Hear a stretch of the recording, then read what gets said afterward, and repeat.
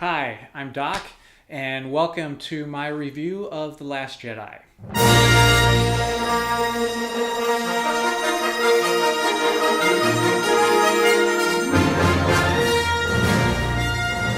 Oh, okay. I saw The Last Jedi last night, and I don't even know where to begin. I, I'm blown away. It was beautiful. It was tragic. It was everything you expect from a Star Wars movie, and yet it was something completely new that we've never seen in a Star Wars movie before. And it was all that, and I loved it.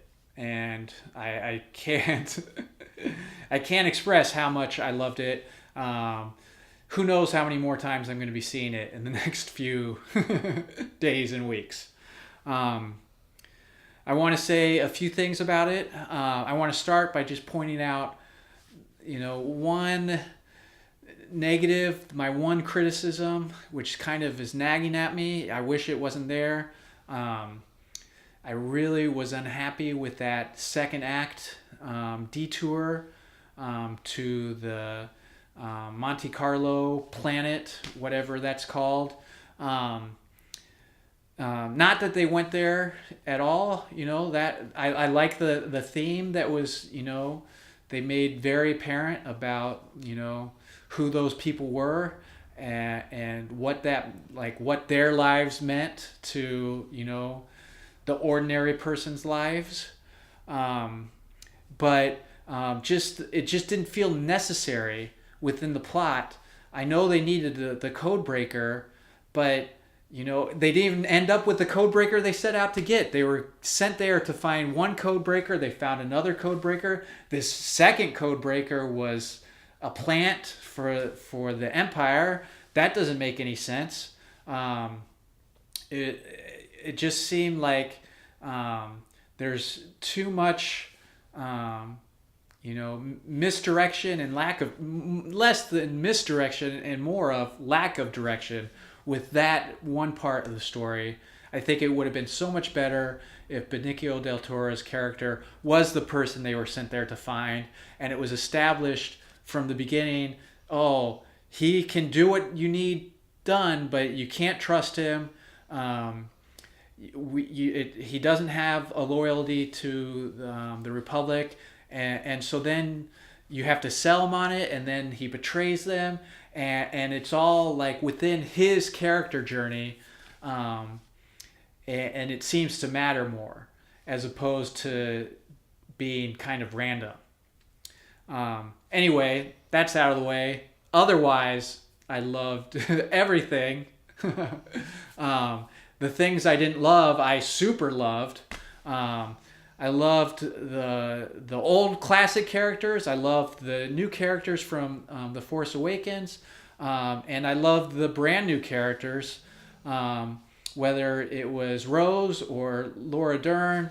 I love the Porgs. I think that's what they're called. They're super cute. I just loved everything about it.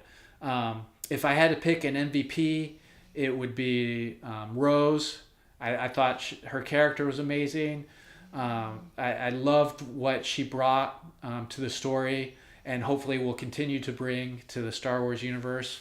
I loved, I loved what it had to say about females in power and how, what we have always valued with this very macho, let's just go get it done, action hero type of machismo, which seems to be, not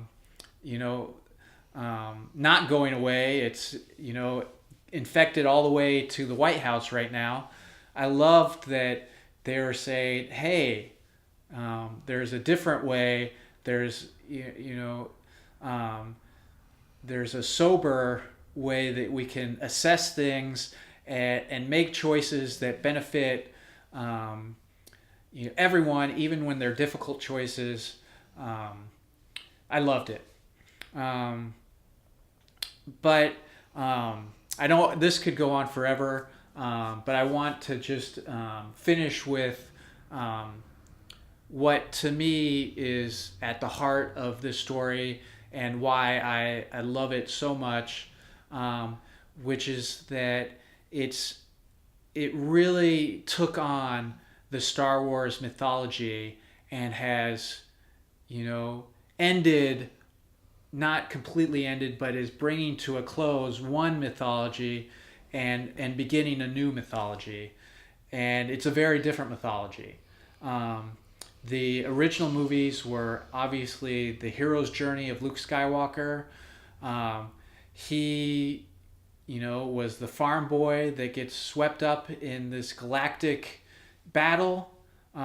Yet, it was the battle he was always meant to fight, right? It was his destiny to be a part of that battle. He's the son of Anakin. It was his, only he was going to be able to defeat Darth Vader.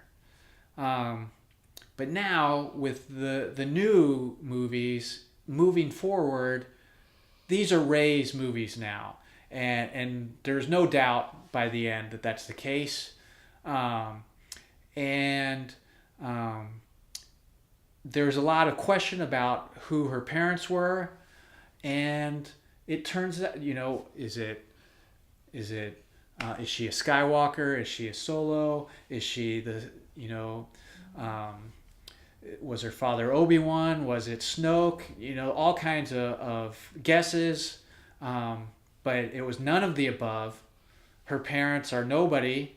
They abandoned her.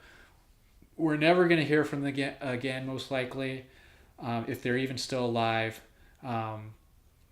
This story isn't about reckoning with your parents.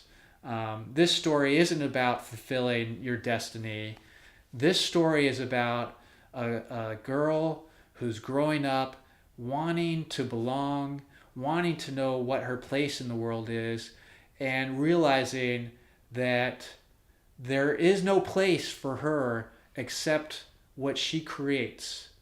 And it's the same thing that all of us have to face in life.